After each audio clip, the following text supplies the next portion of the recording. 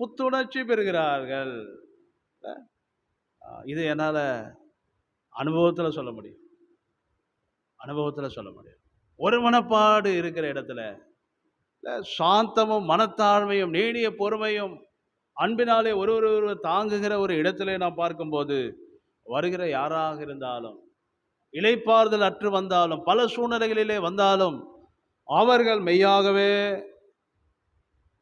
புதுப்பிக்கப்படுவார்கள், உயிர்ப்பிக்கப்படுவார்கள். அதுதான் நாம் பார்க்கிறோம். அங்கே கர்த்தர் என்றென்றைக்கும் என்ன வைக்கிறாரு? ஆசீர்வாதத்தையும் ஜீவனையும் கட்டளையிடுகிறார். அங்கே இருந்து ஆசீர்வாதம் வெளிப்படுகிறது. தேவனாலே ஆசீர்வதிக்கப்பட்டு ஜனங்கள் சொல்லுகிறார்கள்.